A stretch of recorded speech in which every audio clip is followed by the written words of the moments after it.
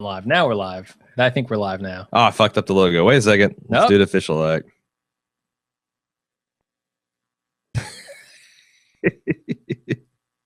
You're a serial killer.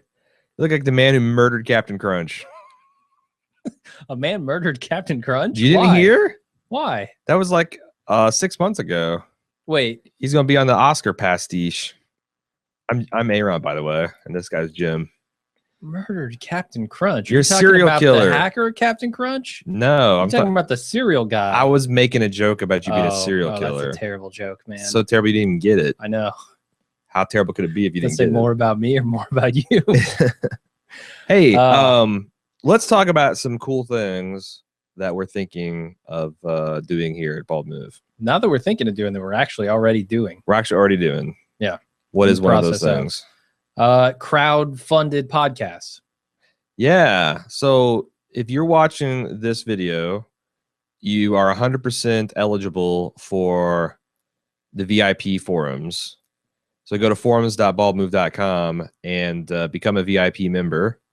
And you can vote on this thread. Right now, we've been taking suggestions for the last month for what people want to see us do. Like, what's your favorite television show? What's your favorite movies? People made a suggestion. I collected them in a thread. Now we're voting on it. Mm-hmm. Everyone gets 5 votes to distribute amongst the things that they want to see, and the cream will rise to the top. Yeah. So I don't know if we're going to go with 5 or 10 yet, but we're going to take the top listed ones, the top voted ones, and put them on Subbable as rewards that you can buy, a limited number of rewards. So each movie will have like 30 slots, and you vote, using dollars to Subbable bucks to say, hey, I really want you guys to do this movie. And as soon as one of those hits its limit, we take it off the list, we do a podcast about it, and we put another one on. Right. Would you care to know the current top 10? Sure. Like if we were to close the voting today, which we're not. We're not. But if we were to close the voting today, here's the top 10 that people could vote for on Subbable. Okay. No Country for Old Men. That one I will not do. No. I think David Fincher is 7. That's a David Fincher movie, isn't it? I don't know. I'm gonna have to look that up. Huh. 7 movie. IMDb 7. IMDb 7. I don't know. David Fincher. Yeah, I was right about that. Wow. Okay. So yeah, 7 is the number 2 one. We've both seen both of those. No Country for Old Men and 7. Yep. Twin Peaks is number 3. Neither of us have seen that. I've seen a bit of it, and something we can't possibly watch all of. Right. I was kind of like a teenager during a zeitgeist. You saw some of that? I saw a little bit of it. I wasn't allowed to watch it though, because it was too weird and too much sex and too much violence. Oh, yeah, that whole cloak. Yeah. Here's an interesting one. Number 4, Dr. Strangelove. Yes. We both see, we both know, we both love. Oh, I'm excited about that. Mulholland Drive. Less excited about the David. Another Fincher. It's a Finch fest honestly, up in here. Yeah. The Breakfast Club. We've both seen. It's been a long time. The David Lynch. That's David Lynch. Not David Fincher. Lynch. Sorry. Yeah. I get my Lynches and Finches confused. I do too. Jackie Brown. Okay. We're up to 1, 2, 3, 4, 5, 6, 7. The Royal Tenenbaums, which I've seen and I hate. That's a Wes Anderson movie? It is Wes Anderson, one of the few of his that I really don't like. But here's one of the thing. Few I haven't seen. I saw that as a much younger man at the height of my I hate Gwyneth Paltrow phase. Oh no! So I don't. It's going to be interesting to watch that again. Are you over that phase? I don't. No, I still hate. I still hate her. Iron Man, but I liked it in spite of her, not because of her. Yeah. 1, 2, 3, 4, 5, 6, 7, 8. Potts. Number 9, Firefly, the series. Not the whole series, obviously. We would probably pick, since we've seen them all, we'd probably pick our best 2 and talk about. Maybe I might even just do a podcast on the series in its entirety. You know what we do? Watch all of it. The people that when everyone crowd sources that particular podcast, we'll take the 30 people or whatever to vote it on that, and we'll ask internally. We'll have a vote like which cover this. Yeah, which episodes or the format. That's very democratic, right? Guess so. Yeah. This is rapidly becoming the most fun part of our job. Doing these commission things? The commission podcast. We've got one coming up today that we're super excited about. In fact, all I want to do is talk about The Watchmen. I'm kind of impatient to get to the podcast. Yeah. Because it's going to be a short lunch. No. Yeah. In fact, we're out of here. Bye. You should enable Q&A. Oh, yes. I don't know if you did. But... It looks like it's enabled, right? Well, yeah, get it up on the screen so we can see if anybody asks a question here. This feature's disabled. Oh shit. You've ruined it, man. Oh shit. How do I fix that? I think you can only fix that before you start the thing. Are you fucking kidding me? Nope. You could try to go back to the start page, but I think it will tell you this has to be enabled before you start the broadcast. Well, I don't like that. I'm gonna try to fix it. Go for it. I'm gonna tell you, yeah. Shutter Island. That's rounds up to top 10. If it was right now, which it's not. If it's right now, Leonardo DiCaprio. Yes, that's true. Mm-hmm. I like him. You know, I rewatched Wolf of Wall Street recently. It's good because it came out on Netflix. It's good. God, I love that movie. It's really good. I didn't think I liked it that much the first time I saw it, but the second time through, man, there are some scenes in that movie that are just outstanding. And Jonah Hill, Leonardo DiCaprio kind of steals his thunder in that movie, but god damn it, Jonah Hill is good. You really I think Jonah Hill was the best. I mean, I think Jonah Hill is the best Jonah Hill can be, but I wasn't. People that say they're blown away by him, I'm surprised. So I guess I'm surprised to hear that from you. What? I just felt like he never breaks character in the slightest. Like he is that character, I felt. Huh. Okay. But I know he's not really like that, so I was impressed with his acting ability. Okay. And playing, you know, a comedy role, but in a more serious way. Damning him with faint praise, I feel like, is what's happening man, here. He held the screen with Leonardo DiCaprio. I think that's the highest praise, honestly. Okay. Damn, man, I don't know that I can fix this. I know. It's a real shit.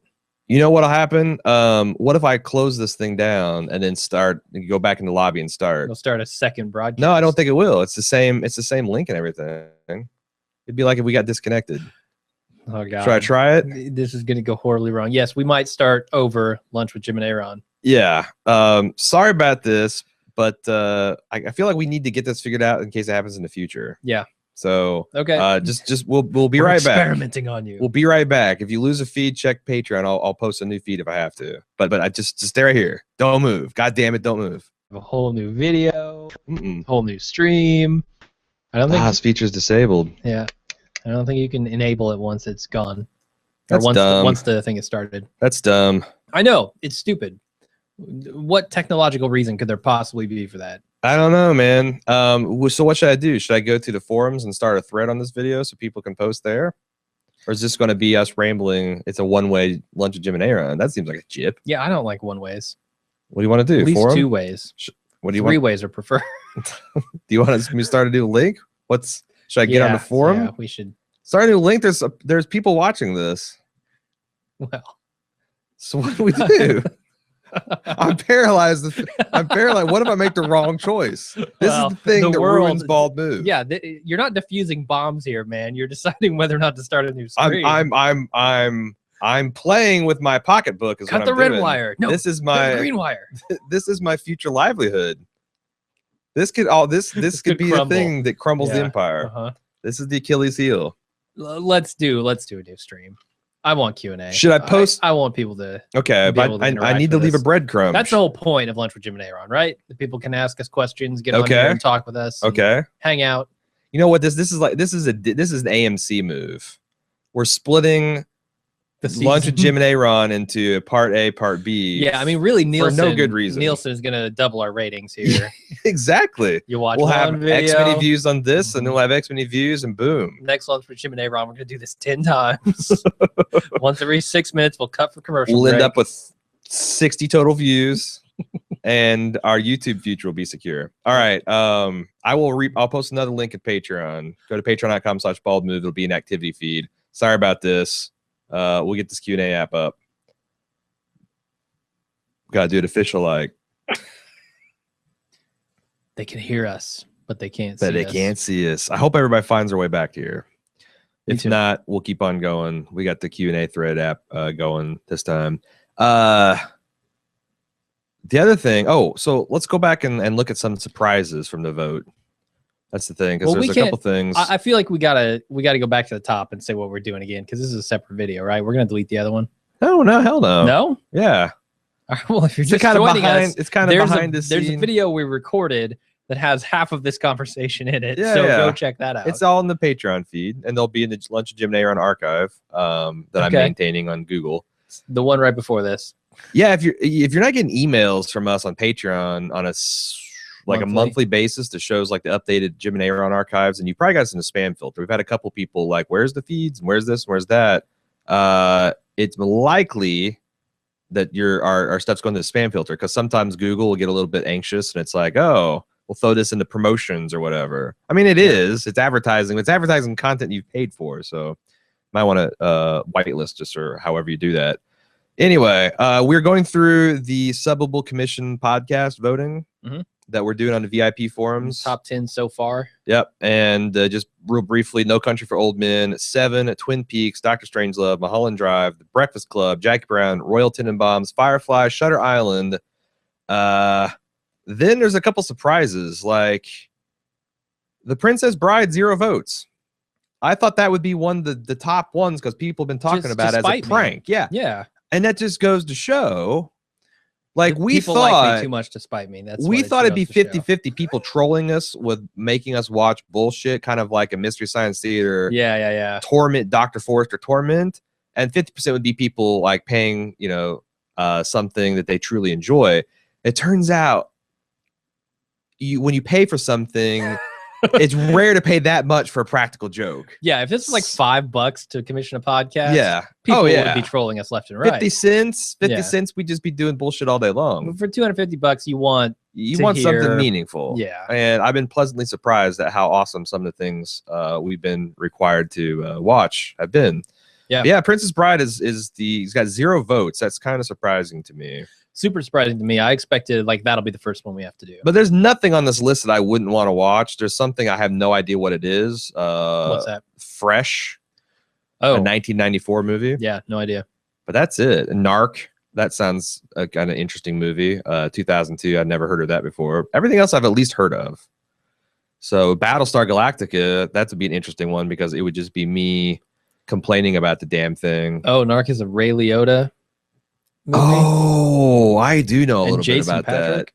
that. Yeah. What is it about? When the trail goes cold on a murder investigation of a policeman and an undercover narcotics officer is lured back to the force to help solve the case. Yeah. Huh. That might be a troll submission. That might be a troll submission. What are you saying about Ray Liotta? He's got a fat face. Fat, puffy, bloated face. Yep. So he's great in Goodfellas, though. Come on. Anyway, it looks like we got some comments on the list so far. Let's talk about those. All right. Says Keith F says, we actually like to hear what you think about the stuff we love.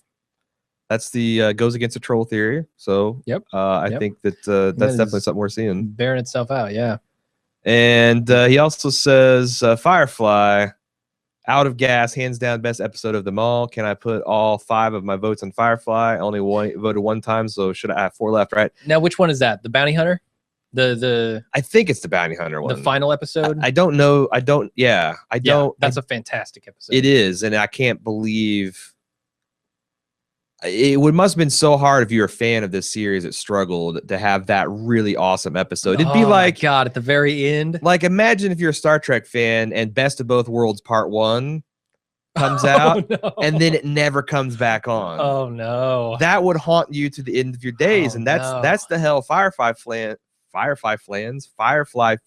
live through. That is some holy shit moments. And I count myself among them. I can't believe that show was canceled, and I can't believe it has not had a revival yet. I don't think it ever will. 20 years from now. Not with Joss Whedon at the helm. No. I think it'll be a cash in. 20, 30 years from now, people will make, because you know how like they've took hokey stuff from like the 60s and 70s. They rebooted it and made it more serious. They took the core premise, removed all the silly network family friendly shit, and made it more hard boiled and cool. Remove the 70s hair. Do that again, another iteration of that. Like imagine they reboot Battlestar Galactica and made it even better. Like maybe you would be appealed more to The Wire in A-Ron. space. There you go. Everything gets reduced down to its perfect essence, which is The Wire. But I think that's going to be like the platinum age of television. They just keep refining the formulas and concepts. Keith says we're wrong on the episode. It's the backstories of the characters. Okay. I guess I don't know what Out of Gas one is. No, I totally don't remember. It probably involves a Firefly. It's the one episode where they're actually adrift. Do you remember that one? It felt like they were adrift in the Bounty Hunter episode because they were just sitting there, but I forget why. No, he was hunting them down, right? They were actually making motion through space. Clearly, we need to see these again. We need to leave it up to vote. I mean, shit, I'll just rewatch that for my pleasure. Yeah, it's been a while. It's been a while since I've seen it. So anyway, let's talk about the other thing that we're doing. We're pretty excited about. Many people have suggested that we do like some sort of bald move award show. Yeah. And we're finally going to do it this year. Yeah, kinda. It's not the best. It's the favoritist. Yes. The favoritist. What did we like the most in 2014? Because, you know, we can't judge the stuff we didn't see, and there's no possible way we could see everything that came out last year. Even Alan Sepinwall, who watches TV 28/9, doesn't see it all. Yeah. So and we're no Alan Sepinwall. No. Not even a Dan Feinberg. So it'll be our favorite, and we'll create a top 10 list. And what we're planning on doing is recording the entire process, all of our deliberations, and everything that goes into weeding down all of the stuff we've seen into the top 10 list. And then we're going to record a podcast kind of talking briefly about how we got there, but, you know, why these things are our favorites in kind of a more condensed form. Right on. And we're going to release all of that. We're going to release the deliberations. We're going to release the final podcast, everything. Yeah. Which I'm excited about because it's always cool when we come at something and we don't know what each other's going to say. Yeah, I don't even know what's on your list this year. A lot. I mean, that's the thing. I've seen so much, and I have a hard time ranking things. Yeah, because it's like, how do you compare True Detective to Fargo? I think it's just your gut, right? Like, what are you feeling in the moment, and what is your overall thought on it? My gut says everything is delicious. It's like, how do you? But not equally delicious, right? But if you take something you prefer at the moment, if you take like a really good lasagna and like the best cheesecake you've ever had and the finest barbecue ribs, and then someone says, which of these foods did you prefer? I'm like, you know. Yeah. Like, what season is it? How full am I? Exactly. That's the thing that I feel top 10 lists or any top list is good for. Any list, organized list is good for. It's just saying, what am I feeling in the moment that I make this list? I think it's good for generating content, which people find interesting for some reason. Top 10 lists? Because we argued about, like, we don't want to do that's dumb. Nobody likes it. But then I started thinking about all the top lists I read. People love it. And I listen. I do too. That's what I'm saying. I love artificially ranking things. So I'm not even immune to its charms. Yeah.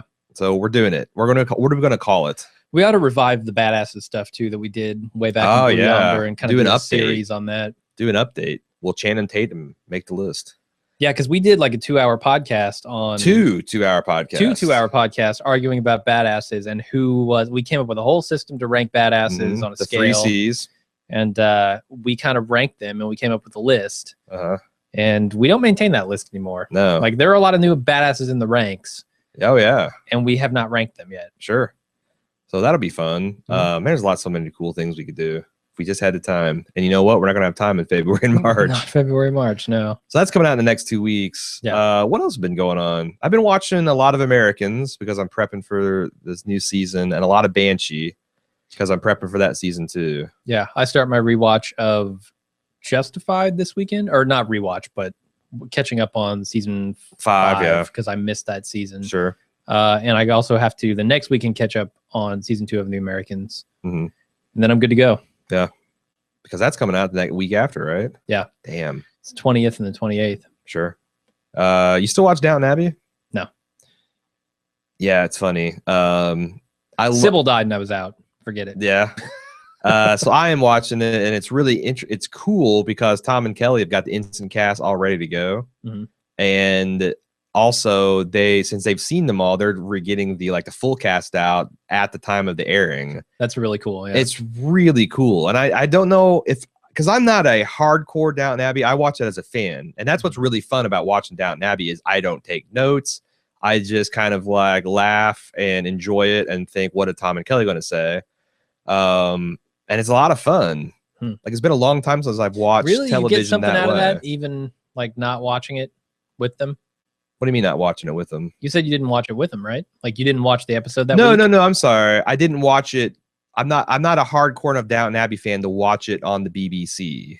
So you haven't seen the episodes they're talking about? They just started airing in America on PBS. Oh, okay. So okay, I thought you meant they were like in the hopper. No, like these things it's kind of like, you know, you hear a lot of people say in Germany and Britain and other parts of the world where they're like, we don't get Game of Thrones for like another month or two. Yeah. Or we don't see Breaking Bad till 3 months from now. And it's like the question of like, do you go find an illegal place to download it, or you just wait and let the podcast store up? It's like I'm in that position now and it's kind of fun. But you know, it takes I would like to be in Tom and Kelly's position because they can record these things ahead anytime of time they want, sure. And just release them, you know? That I wonder how they handle their feedback with those kind of podcasts. Well, I don't think they're just recording any old time. It's like I don't think they're getting like weeks and weeks ahead, but it's going to be interesting because they've streamlined their feedback down to just cousin of the week. Yeah. So they just read one, like whatever the best feedback or most informative one, which sort of jealous of that format because man, that would be so much quicker. Kinda. I mean, for recording, yeah. It would be agony for me though, man. I think it would take longer for you to assemble feedback because you still have to read them all. Yeah, and I'd have to agonize over who gets the nod, God. and we know how you are with lists. So. Sure, yeah. How can I possibly rank these emails as the top 5, let alone the top 1? What else? I don't know. My head is swimming with Watchmen stuff right now. It's sure. You just tough for me to come up with anything. You just want to debate religion and like war and peace and society and the nature of reality and like and what does godhood mean and the nature of human sexuality and attraction. The Watchmen goes a lot of places. Is a blue dong better than a pink dong? Like you just don't know until you really think about these sort of things and talk about them on the podcast. And presumably he can make himself be any color he wanted to. Yeah, he chooses blue. He chooses that particular shade of blue. Or potentially that is just his natural state. Because when he got we're just gonna turn this into the Watchmen cast. Why not? Because when he got electrocuted or whatever happened to him, dematerialized, he turned blue. So I think blue might be his natural state. So like he's somehow flexing in some way to turn any other color. Yeah. So why would he even bother? What does he care? That's the thing. I just don't think he cares. He doesn't even care enough to wear clothes. Yeah. So he just defaults to blue. That's how I'm going to be. I'm going to slowly. But he does care enough slowly to wear clothes show up less and less dressed to the studio. Been so long. As long as you're painted blue. It's been so long since I've seen another face besides Jim's that it just, you know, my touch with humanity is slowly melting away. What is existence? And I wish you gave a shit about sports because I got a lot of stuff to say about the Colts Broncos matchup. No, nothing. You 2 horses care so little that the fact that the Colts and their new quarterback that ousted Peyton Manning is now going to play whose name I know. Peyton Manning. Yep, Andrew Luck is going to play Peyton Manning to advance in the playoffs. They could either dash Peyton Manning Super Bowl hopes yet again. And you know, I think it's a cool way to go for the Colts to advance through the old man, or he can put his boot to our throat and step over our corpse. You don't think that's compelling at all? It's only compelling if you're invested in any way any of the teams or the people involved in the sport. This man has a children's hospital named after him in Indianapolis, and he's the quarterback for the Denver Broncos. Good. I'm glad he did that. That's awesome. What does that have to do with football? You don't feel any kind of conflict in this. This is like this is kind of epic in the way that network television. I mean, this is kind of like a Hollywood story in a little ways. If I told you that there were, that's why I love 2 bums in an alley ready to fight each other, which would you root for? Well, they don't have. Do they have any history together? Exactly. Are the hobos best friends? Did they go to high school? I don't fucking know. I don't fucking care. Like none of that. I just told you. I gave you a little backstory. Who are you rooting for, Jim? Do I want the old man's dreams to be dashed, or do I want the young man's dreams to be dashed? Is what you're essentially asking me. Sure. Should the old man realize that he's old, quit the game, Or should the young man realize that he doesn't quite have the experience necessary? Do you have an opinion? Do you have an opinion on whether Peyton Manning's been playing hurt in the last 6 weeks? No, has he? I don't know. Did he almost hurt himself somewhere? No, but people are speculating because his performance has fallen off so. What kind of injury? Some right foot injury, right leg injury. Are there clips? Are there clips that like say, "Oh, here's the moment he got injured"? But there's evidence of his like looking at his mechanics and his throwing motion and arm strength and his statistics that he can't plant on the right foot as hard as he could. So it's taken like 10-15% off of his game. See, this is why sports is fascinating. It's real-time drama. You can't predict that shit. You can't predict that shit. Do you want to? Like every week you see something crazy happen. All right, I'm not gonna... no, it's as close as gladiators as we get, which is, you know, in human nature, right? Yeah. To kind of say, oh man, I'm gonna pick my favorite and I'm gonna be a little on the side of Bloodsport here. Like I kind of want to see people fight, but I realize that it's not cool. It's barbaric, right? So this is interesting because Riff Tracks released something last week called Wonder Women. Okay. And it's this 70s exploitation film made in the Philippines, probably shot for $500. That's got nothing but beautiful women in bikinis, frequently naked, and this really hackneyed kind of hard-boiled detective that goes and investigates some kind of illegal body snatching brain transplant ring that's being run out of the Philippines. Okay. There's this one sequence in the film where he shoots like 5 minutes of cockfighting, like roosters with daggers strapped to their heel, and it's the real thing. It's not a practical effect. It's just this film got made in the Philippines in the 70s, and he decided to be cool to throw in Bloodsport. Yeah, no one gave a fuck. And I was really conflicted because on the one hand, these are animals being forced to die for our amusement. But on the other hand, it was compelling as hell. Like, I totally see why people are into this because it's really fascinating. You named one of them Peyton. You named one of them Andrew. these roosters were like spinning around doing spin kicks. How do you teach a rooster to do? You don't. Kick? It's their natural behavior that we've weaponized. And just put knives on their feet. And that's the other thing. Is like these roosters want to kill each other. But that's bad. That's wrong. You can't cheer for that stuff. But it's compelling as hell. When a tiger eats a zebra, is it wrong? Man, I just was saying, like, we know better. So somehow that does we forced them into that situation. That's bad on us, not bad on the rooster. Right. The rooster's just doing what it does. Right. It's like, you know, my cat. I've got this cat. She's an asshole. Yeah. But I feed her. I put a roof over her head. I'm responsible for her. And as bad as she annoys me, I never kill her. Right. If I was her size and she was my size, I would have died within 30 seconds of knowing her, just from her wanting to play with me to death. Like that's the difference between mankind and animal kind, right? They have no morals, no ethics. Yeah, true. They're not sentient. Yeah. Sentient. This is what happens when we actually have lunch. We just start talking about this weird shit. We do have a lot of conversations like this during the workday. This is one of the first accurate lunch with Jim and A.Ron's we've ever done. Except for me and my holiday hats and my disguises. I do that. That happens too. Yeah, that's pretty much true life. Do we have any other mind-blowing thing that we're not going to get to in the Watchmen? No, not really. I feel like between like.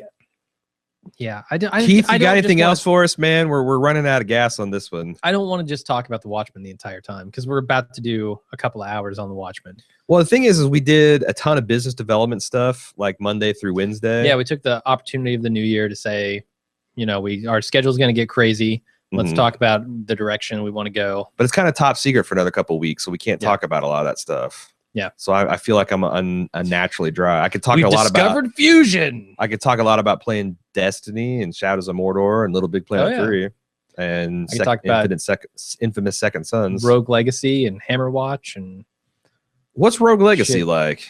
That's the Rogue and Roguelike, right? Yeah. It's an action platformer roguelike. What was Rogue originally? Did you ever play Rogue? I didn't. Okay, so when you're throwing around terms like it's like, you know, a 16-year-old today talking about a Doom clone. He doesn't even know what the fuck Doom is. So a roguelike is basically something where you're kind of designed to lose from the beginning, but every time you lose, you get a little bit stronger. and eventually a little bit stronger in your ability to play the game, or a little bit stronger statistically? both. Really? Both, yeah. Okay. You get a little more used to the mechanics and the controls, and you get better at the game, but you also get stronger because some kind of stat carries over. Like, because like in Rogue Legacy, it's you are the hero. You go into this dungeon, you try and mop up the bad guys, you get your ass kicked, and you die. And then your ancestor comes back and tries to do the same thing, but he is given he's given all your gold. Like, you pass all your gold down to him. So that enables you to buy different skills and different attributes and up your abilities. And so, you go through that 100, 150 times, and boom, you're a hero now, and you can actually win. You're the great descendant of this one hero. Yeah. Because FTL is about the only game I've ever played that's roguelike, or what people have called as roguelike, and that's different. Like, you don't get better or you get worse. New ships. Well, you do get better at the game. You get better at the game, but your stats don't carry over. You get different ship types, but there's not arguably one that's better or worse than any other. They're just different play styles they suit. That's kind of true. But so is the essential part of a roguelike the rebirth mechanism? I think so. Or is it the but then, like, does that mean the original Pitfall for the 2600 is roguelike? Or was Mario roguelike? Because I don't know exactly what the distinction is between, a roguelike and just a regular platformer. I bet it's random generation, because the part of it is that, I think. Yeah. The dungeons in this game definitely regenerate randomly. There you go. And they have a cool feature where you can pay somebody to lock the dungeon in. So if you find a dungeon that you really like or has a particularly high level of rewards to it, really, you can lock that in and keep playing that over and over. It's almost like cheating. Yeah. If you find one that's the RNG is super rewarding. Yeah. It's a really cool game. What was the other game you used? Hammerwatch. Hammerwatch. I've seen you play a lot on that on Steam. Yeah, I played a ton of that. It's a lot like, what is the name of that game? Gauntlet. Oh. If you remember that from the arcades or the NES. I just got Gauntlet for it was like for $3.99 at the Steam sale. Yeah, the new one, the new remake. Yeah, this is a lot like the original Gauntlet. You have different classes you can play, and they have ranged abilities or melee abilities, and you kind of just go through the dungeon, and it's the same dungeon every time, so it's not like a roguelike or anything. But it's a lot of fun too. Cool. It's a lot of fun. I played through that a couple times. All right. Well, I don't have any updates as far as my gaming. It's the same thing. I'm having fun with all of them. Destiny doesn't got boring. Destiny for you. My son and I piloted a hunter to level 20 over Christmas break, and I started a new Titan character, and he's like at level 3. And I haven't gotten bored with it yet, and I haven't done a lot of grinding. If I buy Destiny right now, I still get it on PS4 until the 15th, right? I don't know. I remembered it was till January 15th. You might want to check that, because I think those dates changed with the outage that they had. Oh, right. Not moved up. I don't know, because when I redeemed it on like the 2nd or 3rd, I remember being astonished at like, wow, I almost waited too long. But I might have, read the fine print wrong. I don't know, honestly. Okay. Whatever the PlayStation Store says is what I'd go with. Because I eventually want to get the next generation platform. Sure. Either PS4 or Xbox One. Depends on what the majority of my friends have. You've already got a PS4, so it's leaning that way. But right. I don't know. Maybe I'd like to have that game. Yeah, it's a way you can get the character going, because really there's not a hell of a lot of difference between the PS3 and the PS4 version. Yeah. It's purely visual in the difference. You might want to check out the latest Giant Bomb cast, because they have a screenshot that they saw where it's outlines like the development path for Destiny. Oh yeah. And it says like, here's when expansions are coming out. Here's when Destiny 2 is coming out. Here's like, is there any bombshell stuff or? Yeah. So they had the idea of like 5 small expansion or 5 like DLC packages, right? With one big expansion mixed in, like kind of halfway through that run. That could be expensive, because the one that just came out, the Dark Below or whatever, the Grim Dark, it was $35. Yeah. So if they're going to do 5 expansion of those a will be year, full price, I'm sure. Like a World of Warcraft thing. Wow. But no, not 5 a year. 5 total, and one big expansion leading up to 2017 where they'll introduce Destiny 2. With a brand new engine and everything. Yeah, where characters can carry over and all that kind of stuff. It's interesting because even though a lot of people malign the story because there's not much there, the setting is really fascinating. And I could see where you could play that for years. I mean, it's very mythic, and I wonder if there'll ever be where they open up the other factions, kind of World of Warcraft, where you can be. What are the names of the factions? Tell me, because I know. Okay, so you've one got that does open up. You've got the Guardians, you've got the Fallen, the Vex, the Awoken, because you can already play as an Awoken. I don't know. It started with a C. Could be. There's these maybe it's an entirely new faction. There's these dudes that look exactly like the Fifth Element soldiers, the Mandoshan, or not the dog guys, but the armored ducks looking things. Lilu is one of them. Oh, big beetle body to the pyramid. Yeah. There's a race that looks exactly like them. Okay. Except for they're super fast, but they also have well, they're not super fast. They're pretty slow. They don't waddle. They don't waddle, but they're kind of like armored rhinoceros or something. I wonder if it could be them. But it'd be interesting to have a PvP that's not like just Crucible Guardians murdering each other. It'd be interesting to have like a true, what's the Horde versus the Alliance from World of Warcraft. Oh, sure. Yeah. Oh, we have a change of direction. Keith F says, going back to Interstellar talk from last week. Oh boy. Have you ever read the Gateway series by Pohl? It has all the cool stuff you guys are talking about: computer stored humans, faster than light travel, event horizons, time dilation, and even multidimensional beings. Sounds right up my alley. I did not. I check it out. I want to, because another one, like, I love shit like that. Like, was it Prime Intellect? Oh yeah, man. If you can get past the crazy sex stuff in there and the demented gore. Yeah, the demented gore, and that's just a fucking phenomenal treatise on the possibilities of technology and the singularity. Yeah. It's a self-published book. If you search for if you're interested, search for Prime Intellect. Free online. Is it free now? I read the whole thing for free online on the guy's website. Because I actually own the physical book. Yeah. That's the thing. You can buy the book. Okay. But yeah, you can read for free. That's it's pretty cool. And then for Christmas I got the Science Behind Interstellar. Did I tell you that? You're just okay, you are going to Interstellar. Yeah. No, you didn't. I totally want to read that. I just finished it. Oh, you finished it. Okay, so explain it to me. Explain all of Interstellar. He does not explain the fifth dimensional beings. He doesn't explain the wormhole? No. Well, he explains the wormhole and what it could be, but he doesn't explain the paradox. Fuck. And he explains how like fifth dimensional beings could exist and what they might look like and how they might behave, but he doesn't ever explain the core paradox. It's fascinating. And since you've been doing a lot of math stuff on the side, there's a lot of chapters where I'm going to calculate how the wormhole got there. No, he gives you the equations and encourages you to work stuff out, but I was just like, dude, I've been doing pre-algebra shit. I'm not going to be able to understand that. But he's showing like, that the visualization of the black hole. Yeah. And it just looks cool in the movie, but there's so much science behind how they rendered it. Yeah. And the gravitational lensing and everything. And he's like, does these exercises so that you can predict yourself. Like, well, if the black hole had this behind it, what would it look like? And he's like, do you know? It's like, but I'm like, fuck this. Skip until he actually explains it. But he tries to like teach you some of the math behind it. Just way over my head. Yeah, it would be way over my head too. I eventually want to get there. Like, that's why I'm doing the math. Yeah, I've been doing a lot of math lately. Yeah. So just for fun. Let's see. Keith sounds like a lot of fun, huh?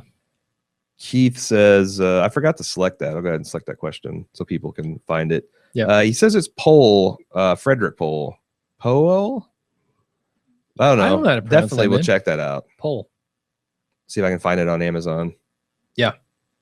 All right. Gateway series. That's it for this week. We got to get to the Watchmen podcast. I'm bursting short out the one seams. this week, apparently. That's about 40 minutes, 45 minutes. Yeah, short one. With a 3-minute outtake. So thanks for joining us. And we wait. Sure. I got 5 minutes to talk about Anne of Green Gables. What What? First of all, hi, Amy. Hi, Amy. Hi, Amy. I hope you liked our podcast. What was your biggest problem with our take on Anne of Green Gables? That's a good question. AKA, come at us, bro. Yeah, we were definitely worried releasing that podcast. Like, are they going to like this? I mean, we contacted Keith a couple of times and we're like, are you sure? We tried to let him off the hook. That you want us to do this? He said, no, Devastator. Yep. He was pretty brutal about it, honestly. You prefer hard science fiction to fantasy. In fact, you don't truck with you wouldn't read a fantasy book to save your life. You would not read a Game of Thrones. You know what? Even. I've been mildly curious about Brandon Sanderson's stuff because I've heard that he's just a phenomenal writer. What is Brandon Sanderson's stuff? Brandon Sanderson. He took over Wheel of Time when What's His Nuts died. Really? He did the final book, yeah. He took it for Robert Jordan? I thought some other asshole did. Nope. Brandon Sanderson. Huh. He's got a series called something. Oh, it's Kevin J. Anderson. No, it's not him. Oh, yeah. I forget the name of his series, but everybody says Mistborn. It's really good. Yes, Mistborn. The hell is Mistborn? So I think it's a trilogy with like some prequel books or something. But it's fantasy, and I hear that like they're really good. He's the only person who has ever even started to spark an interest of fantasy in me, but because I listened to his podcast. He had a podcast with a couple of other guys where they would just talk about writing. This seems like something you would hate. I'm reading the synopsis. It probably is, but I listened to him talk so much about like how he develops his worlds and how he writes his books, and I thought it was super interesting, just the technical details. That would be, so you're interested more in a meat and potatoes, nuts and bolts kind of aspect. Than the lore of the universe he's created. Yeah. Oh, Amy says we should have talked about Anne of Green Gables longer. Okay. Short of doing a commentary, I don't know how I could, because I was out of gas. I feel like we talked about a lot of stuff. What did we miss? Should I delve more into the town pedophile scandal?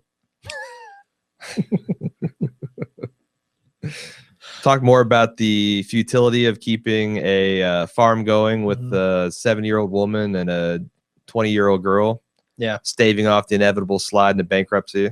Yeah, talking about the Canadian Hillbillies future con.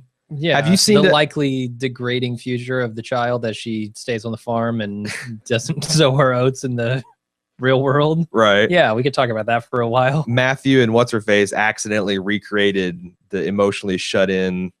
It's a self-perpetuating cycle. Have you seen the sequel? Because I'm talking to Amy. Oh, I could care. you care less. I could care less about your opinion. I've wondered if you've seen a sequel and if it was as satisfying. Because it's kind of like, Little House on the Prairie when Laura Ingalls grows up. Like, who gives a shit? There's a certain they canceled it for a reason. Laura Ingalls wasn't endlessly fascinating. Look, kid, you're 46. This doesn't work anymore. Move on. Move on. So yeah, I don't know what else we could have said, but we had fun with that podcast. Even the movies that we're not particularly into, I think we have fun with. There's entertaining. Most of them been, like I said, I've had a lot of fun with them. Yeah. The second roughest was probably that Miller's Law. Was it Miller's Law? Murphy's Law. Murphy's Law. That one only because the accents is impossible to tell what they're saying. And the fashion sensibilities were hard for me to look past. Sure. So, oh my God. She says, you have to watch the next 6 hours in 2 parts that tell the rest of the story. Well, we'll see what comes down the commission pipeline, I guess. Oh boy. We will see. We will see what the future holds. All right, we've got a Watchmen cast to get to. Thanks for joining us. And we will see you probably next week. I think we're going to have one next week. Until then, I'm A.Ron. I'm Jim. Bye-bye.